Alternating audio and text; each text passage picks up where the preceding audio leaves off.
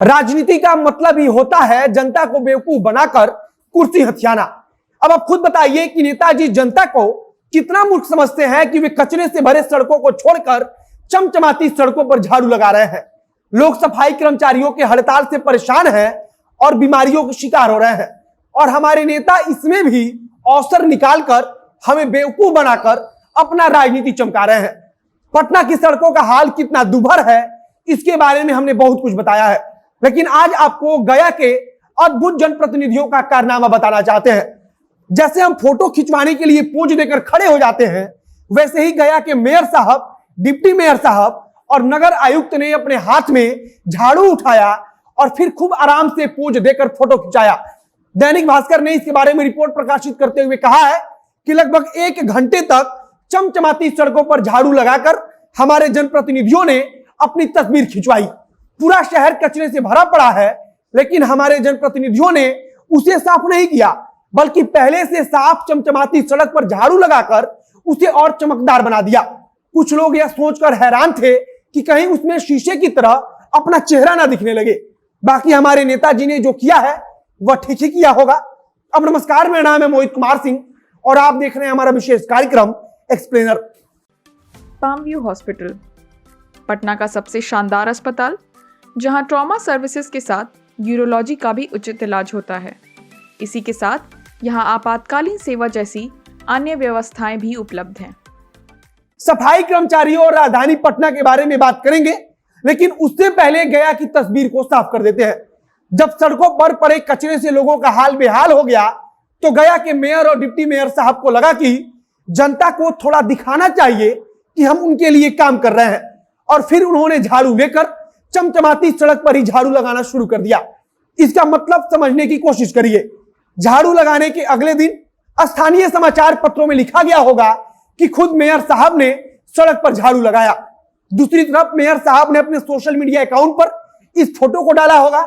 इसके अलावा जब चुनाव आएगा तब पोस्टर बनवाने के लिए भी इस फोटो का उपयोग हो सकता है। मतलब कि चमचमाती सड़क पर झाड़ू लगाकर हमारे नेताजी ने एक तीर से कई निशाना लगा दिया है। अब अगर पटना की बात करें तो उच्च न्यायालय की फटकार के बाद निगम की तरफ से दावा किया गया है कि रात के समय सफाई का कार्यक्रम चलाया गया। हालांकि कूड़ा इतना ज्यादा हो चुका है और ऊपर से बरसात कि चाहकर भी नगर निगम इसे कुछ घंटे में नहीं उठवा सकता है।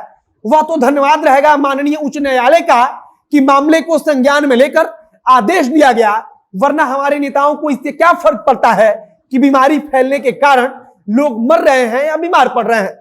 पटना नगर निगम कल से ही दावा कर रहा है कि सफाई कर्मचारियों का हड़ताल खत्म हो चुका है, लेकिन सफाई कर्मचारियों का जो संगठन है उसकी तरफ से इस पर कुछ नहीं बोला जा रहा है।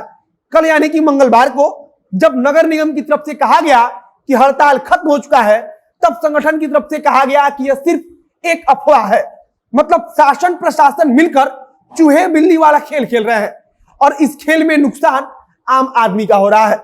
रात्रि के समय में पटना के कुछ इलाकों में साफ सफाई जरूर हुई है, लेकिन अभी भी हड़ताल को लेकर कुछ साफ नहीं हो पाया है, और सरकार क्या सफाई कर्मचारियों को मांग को मानेगी इस पर भी कुछ साफ नहीं किया गया है। दूसरी तरफ बिहार के ही एक और शहर भागलपुर का हाल देख लीजिए। भागलपुर शहर में पहले से सड़कों का हाल दयनीय है। पिछले कुछ दिनों से सड़क पर फैले कचरे के कारण हाल और अधिक बिगड़ गया है। भागलपुर में पिछले कई दिनों से नगर आयुक्त की तरफ से वैकल्पिक व्यवस्था बनाया जा रहा है, लेकिन ऐसा लग रहा है कि वह वैकल्पिक व्यवस्था कभी नहीं बन पाएगा। अगर वैकल्पिक व्यवस्था बनाया जाना जरूरी था तो अभी तक नगर आयुक्त के द्वारा भागलपुर में यह व्यवस्था करवा देनी चाहिए थी, लेकिन वहां सिर्फ अभी तैयारी चल रही है पिछले कई दिनों से। अब उच्च न्यायालय के आदेश के बाद सफाई कर्मचारियों की हड़ताल को लेकर कई प्रकार की खबर चल रही है। पटना से लेकर भागलपुर और गया तक तथा अन्य कई शहरों का हाल पिछले कई दिनों से ऐसा ही है। सफाई कर्मचारी अभी भी इस बात पर अड़े हैं कि सरकार के द्वारा उनकी बात को माना जाए, और सरकार की तरफ से ना जाने किस प्रकार से बातचीत की जा रही थी। फिलहाल पटना में नगर निगम के द्वारा जहां कचरा काफी ज्यादा हो गया था, वहां से कचरा उठाने के बाद सड़कों की धुलाई भी की जा रही है। जिन इलाकों में संक्रमण फैलने का खतरा है या जहां बदबू हद से ज्यादा बढ़ गई थी, उन इलाकों में चूना और ब्लीचिंग पाउडर का छिड़काव भी हो रहा है। फिलहाल आगे देखना होगा कि अब सफाई कर्मचारियों की हड़ताल से बचने के लिए और शहर की सफाई व्यवस्था को बनाए रखने के लिए सरकार किस प्रकार से सफाई कर्मचारियों के सामने बातचीत का प्रस्ताव रखती है। इस वीडियो को समाप्त करते हैं। आगे जो कुछ भी नई जानकारी आएगी उसे हम आप तक पहुंचाएंगे। वीडियो शेयर कीजिए। मेरा नाम है मोहित कुमार सिंह और कैमरे के पीछे ओम प्रकाश खड़े हैं। बहुत बहुत धन्यवाद।